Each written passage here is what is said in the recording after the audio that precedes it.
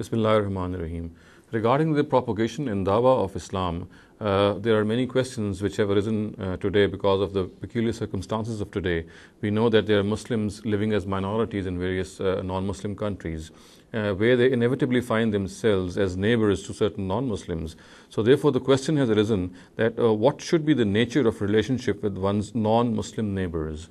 Are Muslims permitted to socialize with them, to, for example, eat with them, to attend their festivals? So this is a question which is a very relevant question, simply because today we find that being housed in a global village, there are many instances in which we come into contact with non-Muslims, especially when they are our neighbors. So the question arises, does Islam prohibit our relationship with non-Muslims, and should we not make friends with them? Should we not drink with them? Should we not attend their festivals? Should we not say salam to them? Now, if this question is examined in the light of the Quran, the answer which comes to mind is that there is absolutely no prohibition in socializing with non-Muslims, provided that there are certain things which must be taken care of. Now, for example, we can attend all their festivals, except we should refrain from attending those festivals in which we find that there are some polytheistic practices, something which is un-Islamic, something which is adverse to our own religion. Of course, in that case, we can refrain from attending those festivals. Otherwise, if there's no such thing, we can of course attend such festivals. Again, eating and drinking with them is not prohibited. We can eat in their utensils also, except for the fact, as we all must acknowledge, that the prohibited items must not be eaten. Liquor must not be drunk, of course. We cannot have pig's meat from their homes. Similarly, we cannot even eat meat which has not been slaughtered, such that the name of God has not been taken on it.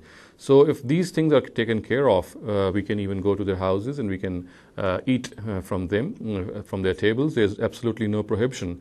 Similarly, the issue of not making them as friends or not saying salam to them is another thing which has been not properly understood. If we examine this in the light of the Quran, we can safely say that there is no such prohibition today. We can make friends with them also. We can even say salam to them. Now, as far as the prohibition which is found in the Quran and in some narratives regarding these acts is concerned, we will come to realize after analysis of these directives that they are related to a special and a specific situation which relates to the Prophet Muhammad and his own lifetime, sallallahu alaihi wasallam. And there were people around him who had become kafirs by deliberate denial of the truth, and this deliberate denial of the truth had made them worthy of this social boycott from the Prophet.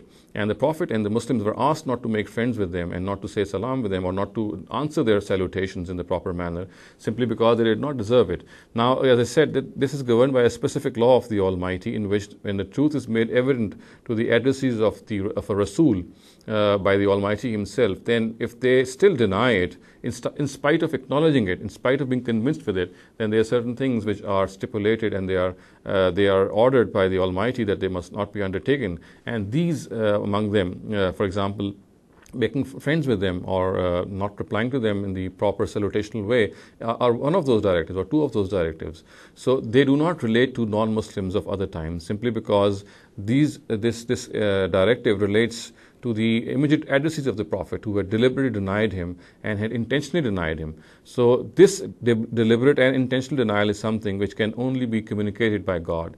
And after the termination of the institution of Wahi, of course, this cannot be known. So today we cannot say whether a non-Muslim neighbor is deliberately denying the truth or not, or whether he has some excuse or not. This cannot be judged. So therefore, we cannot treat them in the same manner as the Prophet did. And of course, as I said, that in those times, this was governed by a specific law of the Almighty, as per which He punishes people in this world who are the immediate addressees of His messengers, even if they insist on denying the Prophet or the Rasul of God, in spite of being convinced of the truth. So therefore, this law is specific to the times of the Rasul of God, and the last time that it came into play was in the time of the Prophet Muhammad sallallahu alaihi wasallam. Today, as I said, we can make friends with non-Muslims, of course. We should go to them, because you see, a Muslim has to be sensitive regarding the truth that has been given to him. He should be also very sympathetic to non-Muslims. He should try to win over their hearts through his own character, through his own deeds. He should set an example for them so that he can get a chance to bring them closer to the Word of God. So it is absolutely a thing which is it is encouraged that Muslims should make friends. They should go to their non-Muslim neighbors. They should invite them over to their own houses. They should socialize with them and try to present the stance of Islam whenever they get the opportunity, of course, in a very wise and sagacious way. أقول قولي هذا واستغفر الله لي ولكم ولسائر المسلمين والمسلمات.